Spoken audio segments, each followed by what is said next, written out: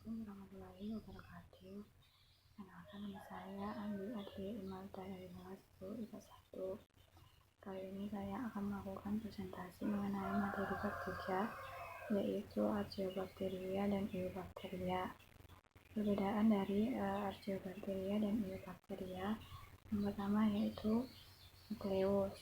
Archaeobacteria dan eubacteria sama-sama prokariota. Lalu yang kedua adalah membran sel.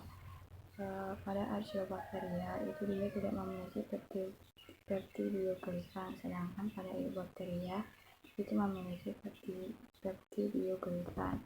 Lalu yang ketiga adalah lipid membran. Pada archaeobacteria itu ada beberapa hidrokarbon yang bercabang, sedangkan pada eubacteria itu hidrokarbonnya tidak bercabang. Lalu yang keempat adalah RNA polimerase. Pada archaeobacteria itu dia ada beberapa jenis, sedangkan pada eubacteria itu hanya satu jenis. Yang kelima adalah intro atau bagian gen yang bukan untuk pengkodean. Nah, pada archaeobacteria itu ada pada beberapa gen, sedangkan pada eubacteria itu tidak ada. Lalu yang keenam itu adalah respon antibiotik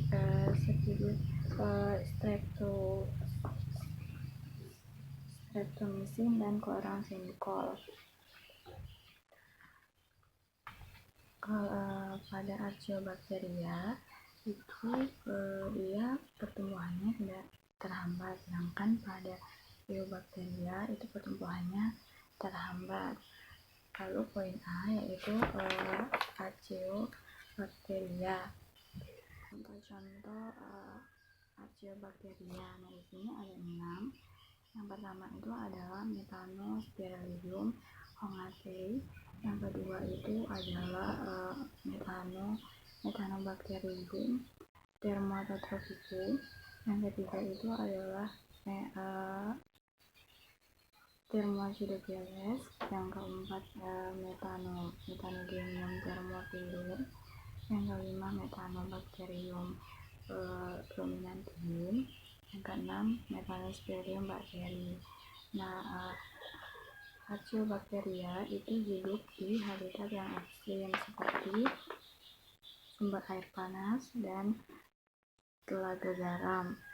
Nah, archaeobacteria itu bereproduksi dengan cara yang pertama itu adalah pembelahan biner, yang kedua pembelahan bertunas berganda, yang ketiga pembelahan tunas, yang keempat fragmentasi. Nah, pada archaeobacteria itu ada 3 jenis. Yang pertama itu adalah methanogen, yang kedua halophil ekstrim atau halophilic, yang ketiga thermophil ekstrim atau thermophilaceae. Nah, yang pertama itu adalah methanogen. Nah, ciri-cirinya yang pertama itu adalah metabolisme energinya itu membentuk zat metana atau CH4 dengan cara mereduksi karbon dioksida atau CO2. Lalu yang kedua adalah bersifat anaerobik dan kemosintetik. Yang ketiga, memperoleh makanan dengan cara membusukkan sisa tumbuhan mati. Yang keempat, itu tumbuh dengan baik pada suhu 90 derajat Celcius dan 84 derajat Celcius. Lalu yang kedua adalah halophil ekstrim atau halophilic. Nah, ciri-cirinya yang pertama itu adalah bersifat heterotrof. Yang kedua, energi didapat dari respirasi dengan cara melakukan respirasi aerobik dan berfotosintesis. Yang ketiga, koloni halophil ekstrim itu tampak seperti berwarna merah ungu. Nah, contoh dari halophil ekstrim ini adalah Halobacterium. Nah, bakteri ini itu hidup di lingkungan ekstrim hidup di lingkungan yang berkadar garam tinggi, misalnya itu adalah laut putih. Lalu yang ketiga adalah termofilik atau termofilik ekstrim atau termofilik filik. Ciri-cirinya yang pertama itu adalah hidup di tempat yang bersuhu tinggi dan bersifat asam. Yang kedua, hidup dengan mengoksidasi sulfur. Yang ketiga, hidup pada suhu 45 sampai 110 derajat Celcius dan pH 1 sampai 2. Lalu peranan archaeobacteria bagi kehidupan manusia. Nah, di sini ada 3. Yang pertama yaitu meningkatkan kemampuan deterjen dan sabun cuci pada suhu dan pH tinggi. Yang kedua, mengubah pati jagung menjadi dextrin. Yang ketiga, mengatasi pencemaran akibat tumpahan minyak. Selanjutnya, yang poin B adalah eubacteria atau bakteri. Nah, di sini struktur sel bakteri itu ada 2, yaitu struktur luar dan struktur dalam.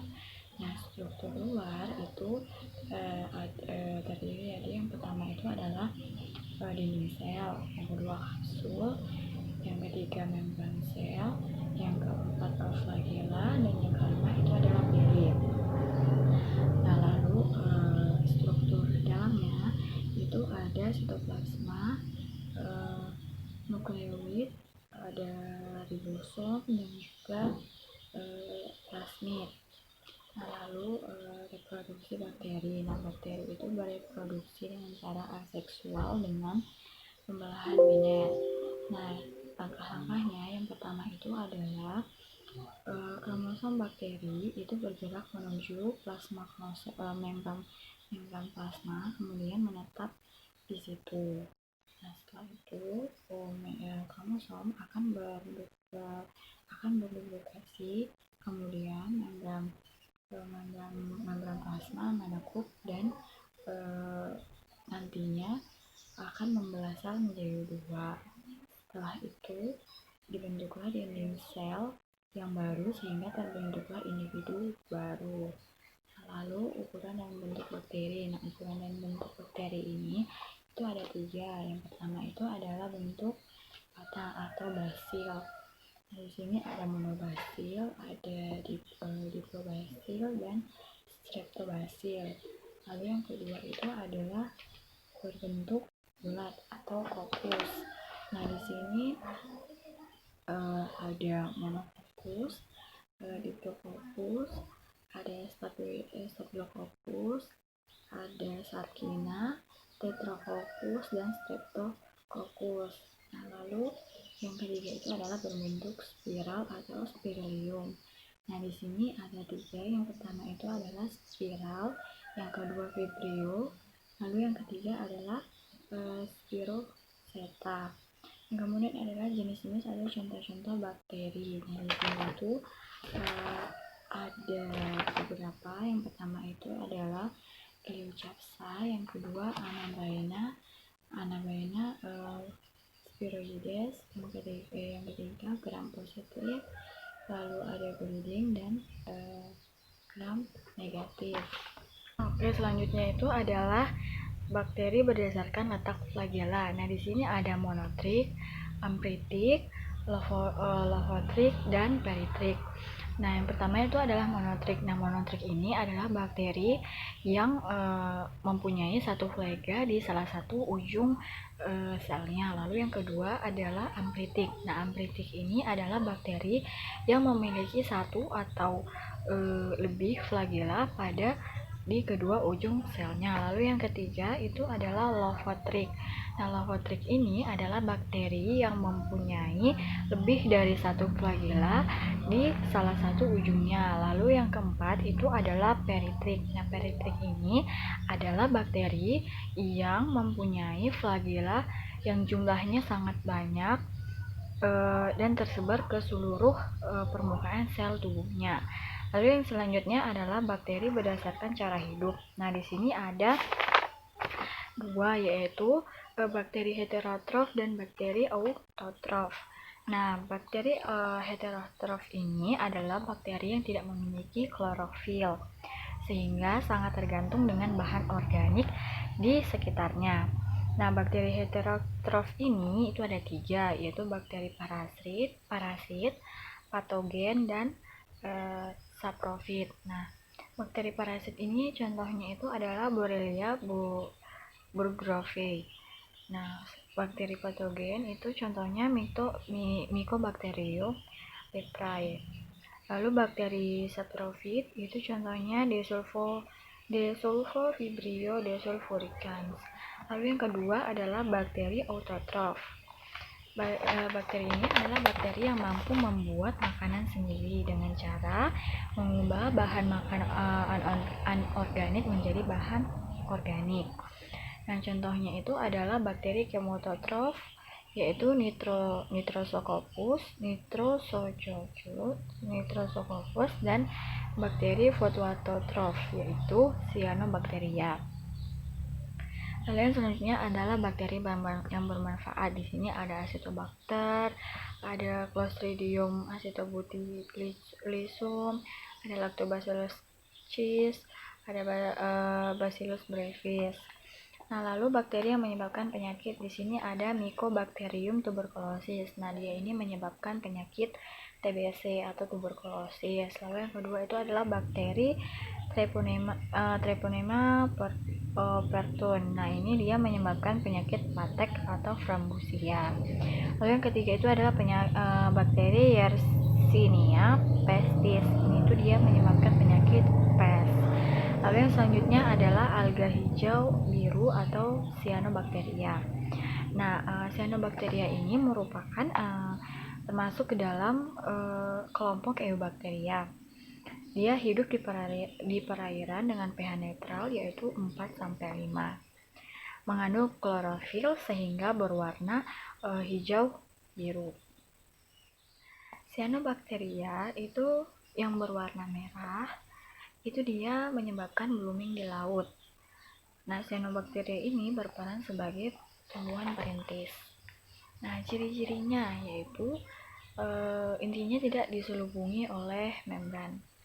Lalu yang kedua, inti sel terletak di antara plasma dan sulubung lendir. Yang ketiga, berkoloni dengan bentuk filamen.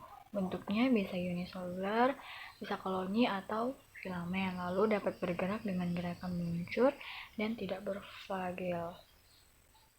Lalu peranan Cyanobacteria, di sini ada pembuatan bahan makanan seperti nata de coco.